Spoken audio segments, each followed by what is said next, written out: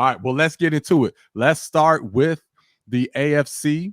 Let's see who the best team is. So now, as we talk about this, guys, about the best team in the AFC, I'm not talking about who's won Super Bowls. Okay, we're not talking about history. We're talking about today. Okay, we're talking about right now. All If you are a team in the NFL, okay, who do you not want to see? You know what I right. mean? Who are you afraid? Who do you not want to see? Who's the best team right now in the AFC? Diego, kick us off, man. So, the best team in the AFC is still the Chiefs, and I know you just said don't talk about Super Bowls and all that, but this is for a different reason. I promise this is for a different reason. Okay. Uh, every team should be scared to face the Chiefs in the AFC because of the refs. The refs are always going to be on the Chiefs side, and in the first two games, they could easily be 0-2 right now, but the refs kind of bailed them out a little bit. So because of the refs, I would not want to see the Chiefs, and the refs are going to make sure the Chiefs get a high seed in the AFC. Wow. Wow. Did not see that coming. That's an interesting take. What's your take on that, Chris? Honestly, I agree mostly with the Chiefs kind of scratching the surface of the team that they are. I do understand that the ref ball last game was a little crazy, just was a little much. Some stuff wasn't called evenly, but I really feel like that's where we can take with the Chiefs. But the one thing that I've noticed with this team is you have to turn Mahomes over, and you also have to play perfect. It's like playing the Patriots back in the day. You just gotta, you have to play perfect, and you got to make sure your offense is on the field and not Patrick Mahomes when it comes down to the refs having to make a judgment call. Now, I do think a team in their division is sneaking up though with how well the Chargers have been playing, and the thing is, they've been running the ball really well. I really think that Harbaugh has them boys really locked in, and I really think that Justin Herbert really hasn't had the Justin Herbert game yet, where you see him throw 400 yards, you see him throw 3 touchdowns, and the defense has also played very well. Granted, they have played the Raiders and Panthers, so I really feel like we really are going to judge them when they play the Chiefs. But I do think they're having a great beginning to the season, so I think the Chargers are a bit interesting. I still think the Chiefs are the best team, though. Okay. Yeah. And then Chargers, I agree, they're interesting. And over by week 5, we'll have a much better feel of the teams because with some teams are 2-0, some teams are 0-2. A lot of that may have something to do with who they played. We're finding that out week to week. So we're not quite sure yet. But I do agree. I believe in the Chargers.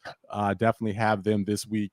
I believe in Harbaugh and how he coaches. He just instantly turns teams around by focusing on the fundamentals. So you're seeing that yet again.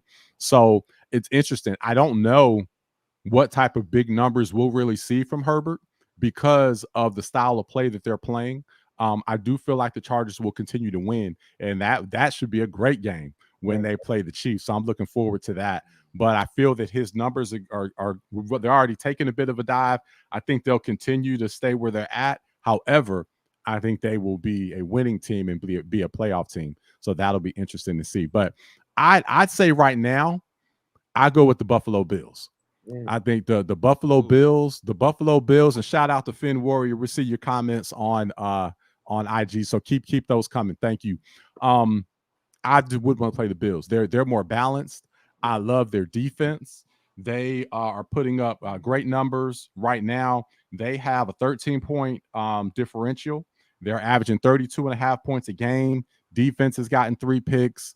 They're playing solid and really made the Dolphins look a lot worse than what they are. I mean, even before Tua, they picked Tua off 3 times before the concussion. So that game was already over. It was over so much to where we already posted a celebration pick in the third quarter on Instagram, celebrating the fact that we got that one right.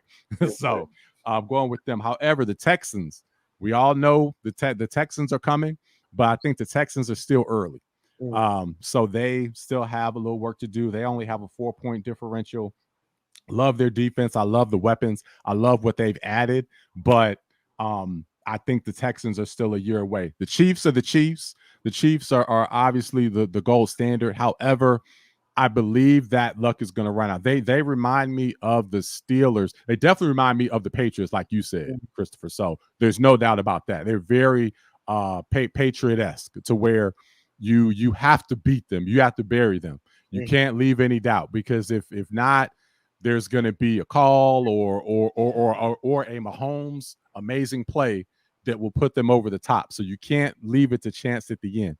However, they remind me of the Steelers, how when with with Ben Roethlisberger, they used to win a lot of games like that and have all these miraculous comebacks, and then all of a sudden, one year they were having that drive, and everyone thought they were going to win, and they didn't, and they were never the same since.